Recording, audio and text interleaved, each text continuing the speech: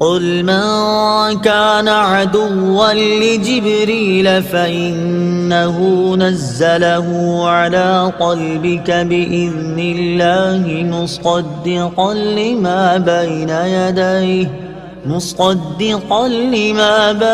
يديه وهدى وبشرى للمؤمنين۔ ترجمہ: اے محبوب تم فرما دو جو کوئی جبرائیل کا دشمن ہو تو ہو، پس بے شک اس نے تو تمہارے دل پر اللہ کے حکم سے یہ اتارا ہے جو اپنے سے پہلے موجود کتابوں کی تصدیق فرمانے والا ہے اور ایمان والوں کے لیے ہدایت اور بشارت ہے۔ من کان عدوا، جو دشمن ہو۔ تفسیر صراط الجنان میں ہے۔ شان نزول: یہودیوں کے ایک گروہ نے حضور سید المرسلین صلی اللہ تعالی علیہ وآلہ وسلم سے کہا، آپ کے پاس آسمان سے کون فرشتہ آتا ہے؟ نبی اکرم علیہ الصلوۃ والسلام نے ارشاد فرمایا، میرے پاس حضرت جبرائیل علیہ الصلوۃ والسلام آتے ہیں۔ ابن سوریہ یہودی پیشوا نے کہا، وہ ہمارا دشمن ہے، عذاب، شدت اور زمین میں دھسانا وہی اتارتا ہے، اور پہلے بھی کئی مرتبہ ہم سے دشمنی کر چکا ہے۔ اگر آپ صلی اللہ تعالی علیہ وسلم کے پاس حضرت میکائیل آتے تو ہم آپ صلی اللہ تعالی علیہ وسلم پر ایمان لے آتے۔ یہودیوں کی یہ بات سراسر جہالت تھی، کیونکہ حضرت جبرائیل علیہ الصلوۃ والسلام تو جو چیز بھی لائے وہ اللہ تعالیٰ کے حکم سے تھی، تو حقیقت میں یہ اللہ تعالیٰ سے دشمنی تھی۔ بلکہ اگر یہودی انصاف کرتے تو حضرت جبریل امین علیہ الصلوۃ والسلام سے محبت کرتے اور ان کے شکر گزار ہوتے کہ وہ ایسی کتاب لائے جس سے ان کی کتابوں کی تصدیق ہوتی ہے۔ من كان عدوا لله وملائكته ورسله وجبريل وميكال فإن الله عدو للكافرين۔ ترجمہ: جو کوئی اللہ اور اس کے فرشتوں اور اس کے رسولوں اور جبرائیل اور میکائیل کا دشمن ہو تو اللہ کافروں کا دشمن ہے۔ من کان عدوا، جو کوئی دشمن ہو۔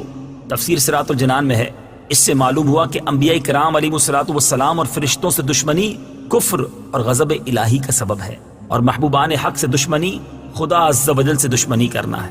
حضرت جبریل امین علیہ الصلوۃ والسلام انبیاء کرام کے خادم ہیں، ان کا دشمن رب تعالیٰ کا دشمن ہے۔ یہ بھی معلوم ہوا کہ ایک فرشتے سے عداوت سارے فرشتوں سے عداوت ہے۔ یہی حال انبیاء کرام علیہ الصلوۃ والسلام اور اولیاء العظام رحمۃ اللہ تعالی علیہم سے عداوت رکھنے کا ہے۔ بخاری شریف کی حدیث ہے، حضرت ابو ہریرہ رضی اللہ تعالی عنہ سے روایت ہے، حضور اقدس صلی اللہ تعالی علیہ وآلہ وسلم فرماتے ہیں کہ اللہ تعالیٰ نے فرمایا، جو میرے کسی ولی سے دشمنی کرے اسے میں نے لڑائی کا اعلان کر دیا۔ وَلَقَدْ أَنزَلْنَا إِلَيْكَ آيَاتٍ بَيِّنَاتٍ وَمَا يَكْفُرُ بِهَا إِلَّا الْفَاسِقُونَ۔ ترجمہ: اور بے شک ہم نے تمہاری طرف روشن آیتیں نازل کی اور ان کا انکار صرف نافرمان ہی کرتے ہیں۔ وَلَقَدْ أَنزَلْنَا إِلَيْكَ آيَاتٍ بَيِّنَاتٍ، اور بے شک ہم نے تمہاری طرف روشن آیتیں نازل کی۔ تفسیر صراط الجنان میں ہے، ابن سوریہ نے نبی اکرم صلی اللہ تعالی علیہ وسلم سے کہا کہ آپ کوئی ایسی چیز لے کر نہیں آئے جسے ہم پہچانتے ہوں، اور آپ پر ایسی کوئی روشن آیت نازل نہیں ہوئی جس کی وجہ سے ہم آپ کی پیروی کریں۔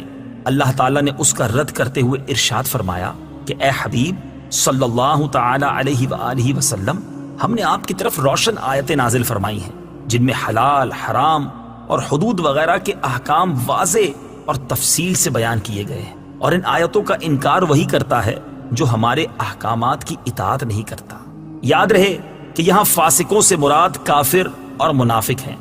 أَوَكُلَّمَا عَاهَدُوا عَهْدًا نَبَذَهُ فَرِيقٌ مِّنْهُمْ بَلْ أَكْثَرُهُمْ لَا يُؤْمِنُونَ۔ ترجمہ: اور جب کبھی انہوں نے کوئی عہد کیا تو ان میں سے ایک گروہ نے اس عہد کو پھینک دیا، بلکہ ان میں سے اکثر مانتے ہی نہیں۔ عاہدوا عہدن، انہوں نے عہد کیا۔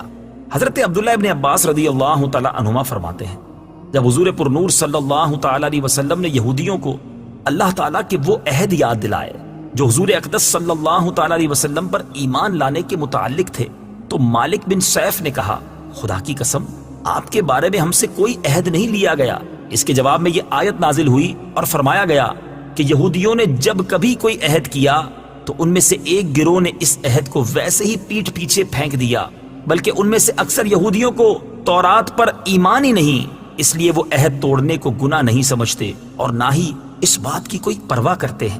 بعض مفسرین نے فرمایا کہ یہودیوں نے یہ عہد کیا تھا کہ جب نبی کریم صلی اللہ تعالی علیہ وسلم کا ظہور ہوگا تو ہم ان پر ضرور ایمان لائیں گے اور عرب کے مشرکوں کے خلاف ہم ضرور ان کے ساتھ ہوں گے۔ لیکن جب حضور اقدس صلی اللہ تعالی علیہ وآلہ وسلم نے اپنی نبوت کا اعلان فرمایا تو یہودیوں نے آپ صلی اللہ تعالی علیہ وآلہ وسلم پر ایمان لانے کی بجائے انکار کر دیا۔ اس پر یہ آیت نازل ہوئی۔